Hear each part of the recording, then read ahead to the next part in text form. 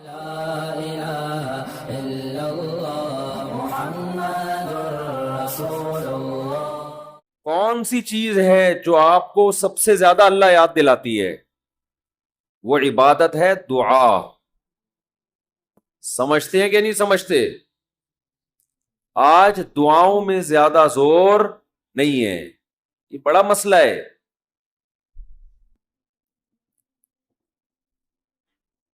بھائی کچھ نہ کچھ وقت نکال کے ہاتھ اٹھا کے اللہ کے سامنے گڑ گڑایا کریں۔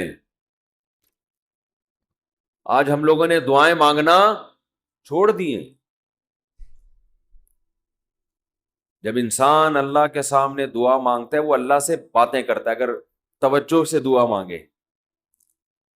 دعا ایسی چیز ہے کہ یہ اللہ اور بندے کا جتنا مضبوط کنیکشن بناتی ہے، اتنا کنیکشن دنیا کی کوئی اور عبادت نہیں بناتی۔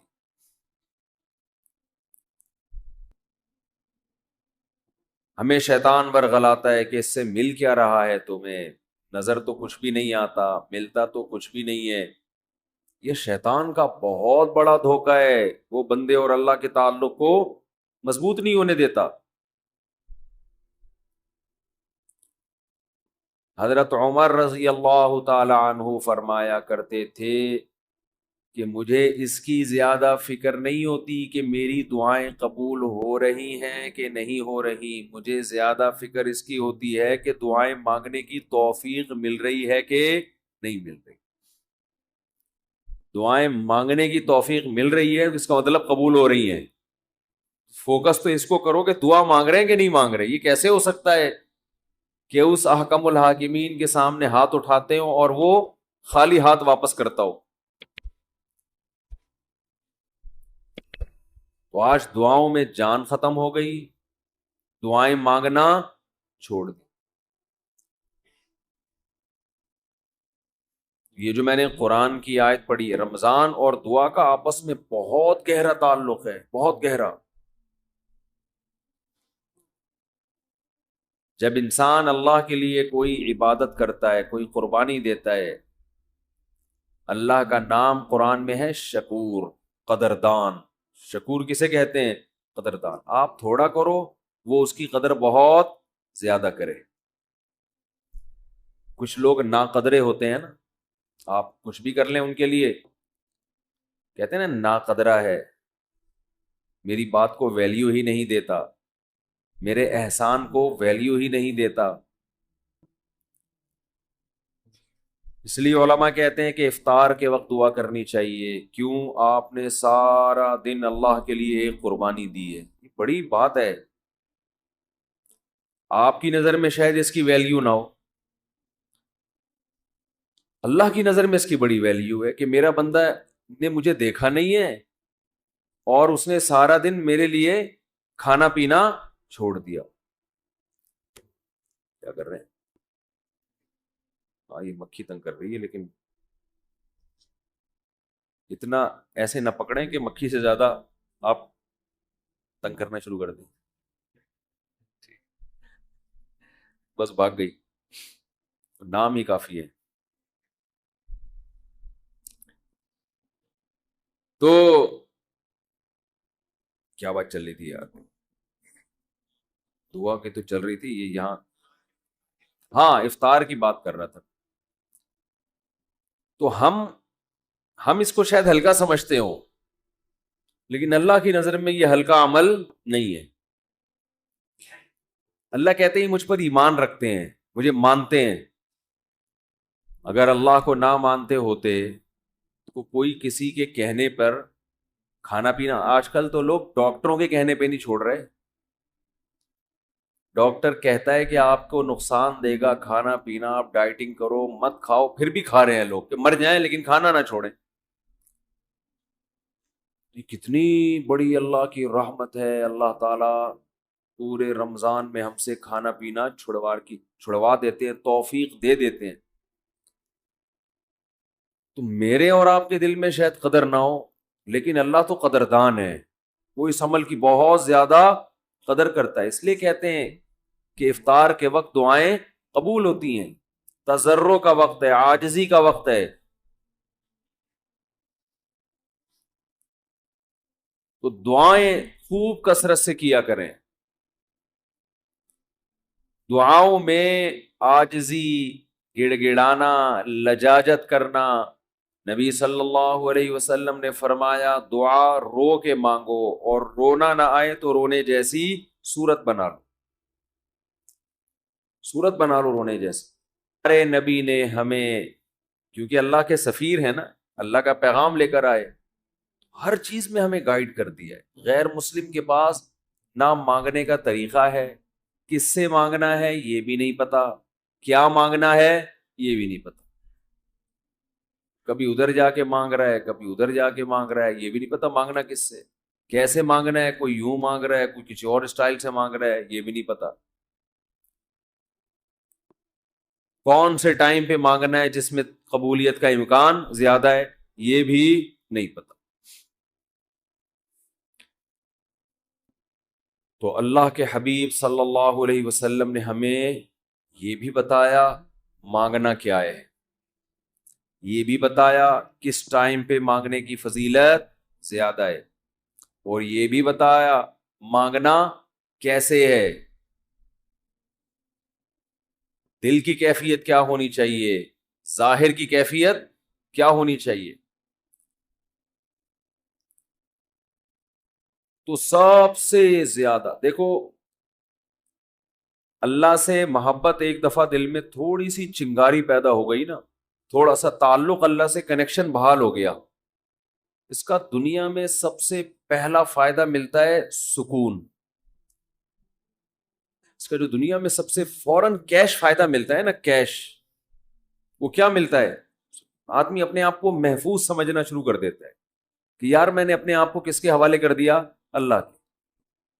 سب سے پہلا فائدہ یہ کہ بالکل ایسے جیسے ڈاکوؤں کا خطرہ ہو چاروں طرف سے، اور آپ نے دیکھا جی پولیس کی 3-4 موبائلیں ہمارے گھر کے قریب آ کے کھڑی ہو گئی، آدمی لوگ سکون میں آ جاتے ہیں، یار کم از کم یہاں پر موبائل اسنیچنگ نہیں ہوگی، سکون سے سو جاؤ. تو جب انسان اللہ سے مانگتا ہے اور اپنے آپ کو اللہ کے حوالے کرتا ہے، اور اللہ تعالیٰ نے مانگنے میں کوئی شرطیں نہیں لگائیں، یہ بڑی زبردست بات ہے. کوئی شرطیں نہ کہ یہ والے قوائف پورے کرو گے تو پھر مجھ سے مانگو، ورنہ تمہیں مانگنے کی اجازت نہیں ہے. کوئی چرسی ہے تو جب تک چرس نہیں چھوڑے گا مجھ سے مانگ نہیں سکتا. کوئی بے نمازی ہے تو جب تک نمازی نہیں بنے گا مجھ سے مانگ نہیں سکتا. اللہ کہتے ہیں مجھ سے یہی مانگ لو، یہی مانگ لو، اللہ میں بے نمازی ہوں، مجھے کیا بنا دے؟ نمازی بنا دے. جو چیز نہیں ہے وہی مانگو اللہ تعالیٰ سے.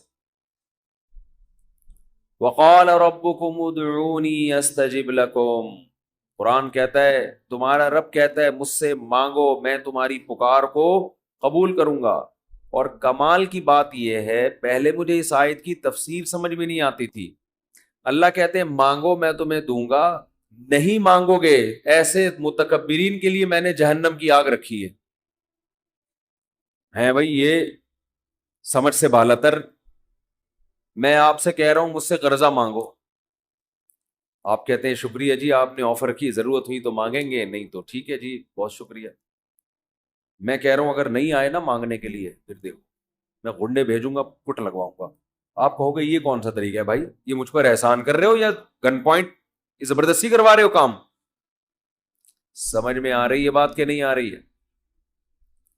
آپ کہو گے یہ کون سا احسان کا طریقہ ہے؟ میں آپ سے کہہ رہا ہوں کہ آپ میری دعوت پہ آئیے گا، مجھے بڑی خوشی ہوئی ہوگی، آپ کہیں گے تھینک یو بہت شکریہ آپ نے یاد کیا. پھر میں کہتا ہوں اگر نہیں آئے نا گنڈے بھیج کے میں اٹھواؤں. آپ کہو گے یہ زیادہ ہو گئی ہے، یہ کیا ہو گئی ہے؟ یہ دعوت نہیں ہے، یہ تو ایک طرح کا جرمانہ ہے میرے اوپر لگا دیا تم نے. میں آپ سے کہتا ہوں بھائی میں علاقے کا ناظم ہوں، میں علاقے میں یہ تھانے کا میں ڈی ایس پی ہوں، کوئی مسئلہ ہو میرے پاس آنا. آپ کہیں گے سر آپ کا بہت شکریہ، آپ کا ٹرانسفر ہوتے ہی آپ نے سب سے پہلے مجھے یاد کی ہے، کوئی بھی ضرورت ہوگی آپ کو بتاؤں گا. آگے سے تڑی لگا دی. اگر تمہیں کوئی ضرورت پڑی اور نہیں بتایا نا ہے بھائی، سب سے پہلے لاکر میں تمہیں ڈالوں گا. تو آپ کہیں گے سر یہ آپ مجھے عزت دے رہے ہیں، یہ میری توہین کر رہے ہیں. تعجب کی بات ہوگی کہ نہیں ہوگی؟ تو اللہ تعالیٰ تو یہی انداز اختیار کر رہے ہیں کہ مجھ سے مانگو میں تمہیں دوں گا. ان الذین یستکبرون عن عبادتی سیدخلون جہنم داخرین. نہیں مانگا تو ایسے لوگ ذلیل ہو کر جہنم میں داخل ہو. یہ کچھ بات سمجھ میں آ رہی ہے بھائی؟ یہ تو عجیب سی بات ہے نا کہ مانگو، نہیں مانگا تو میں نہیں چھوڑوں گا تمہیں. اصل بات یہ ہے کہ علاقے میں ایس ایچ او آیا، کوئی محلے کا دادا آیا، وہ آپ سے کہتا ہے کوئی پرابلم ہو بتانا، آپ کہتے ہیں بڑی نوازش آپ کی، پھر بھی آپ اس کو پرابلم نہیں بتاتے، تو غصہ نہیں آتا اس کو غصہ نہیں آتا. اس لیے کہ وہ مخلوق ہے، وہ عاجز ہے. اسے پتا ہے کہ بعض دفعہ بندے کو کام پڑتا ہی نہیں ہے، بعض دفعہ پڑتا ہے تو اس کے کوئی دوسرے تعلقات ہوتے ہیں، بعض دفعہ کام پڑتا ہے لیکن وہ چاہتا ہی نہیں ہے کہ کام ہو، ایسا ہی رہے معاملہ. لیکن اللہ کے ہاں یہ تینوں آپشن آپ کے پاس نہیں ہے. آپ یہ کہیں کہ اللہ تو نے مجھ سے کہا تھا کہ میں تجھ سے مانگوں، لیکن میری کوئی ایسی ضرورت ہی نہیں جو میں مانگوں تجھ سے. یہ کہہ سکتے ہو کیا ہے بھائی؟ اس کا مطلب تم اللہ سے مستغنی ہو گئے. اللہ کے دیے بغیر بھی تمہیں دائیں بائیں سے تمہارے کھانچے کھلے ہوئے ہیں. جو اگر کھلے ہوئے ہیں تو وہ کھانچے کس کے اختیار میں ہیں؟ وہ تو اللہ کے ہاتھ میں ہے. آپ یہ بھی کہہ سکتے ہو کہ مجھے اس لیے مانگنے کی ضرورت نہیں کہ میرے تو سارے مسائل حل ہو رہے ہیں. میں صبح میری جاب لگی ہوئی ہے، میری تنخواہ ہے، ملٹی نیشنل کمپنی میں اچھی سیٹ پر بیٹھا ہوا ہوں میں، میری سیلری گھر آ جاتی ہے، مہنگائی بھی نہیں ہے، پیٹرول بھی نئی حکومت نے سستا کر دیا ہے، وغیرہ وغیرہ. تو اب تو کوئی مسئلہ ہی نہیں ہے. وہ اللہ کہے گا اگر کوئی مسئلہ نہیں ہے بالفرض، اول تو پاکستان میں ہو اور مسئلہ نہ ہو، یہ ہو نہیں سکتا. یہ تو پھر اس کا مطلب ہے آپ سو رہے ہیں، آپ کی کوئی اٹھائے گا اور آنکھ کھل جائے گی آپ کی. تو آپ کے ساتھ اگر کوئی مسئلہ نہیں ہے، آپ ان اسباب کو دیکھ رہے ہو، اس کا مطلب آپ سمجھتے ہو کہ ہوتا اسباب سے ہے، اللہ سے نہیں ہوتا. بھئی اللہ تو جب چاہے ان اسباب کو فیل کر دے. آپ اپنے آپ کو خدا سے مستغنی سمجھ رہے ہو، آپ سمجھ رہے ہو مجھے خدا کی ضرورت نہیں ہے.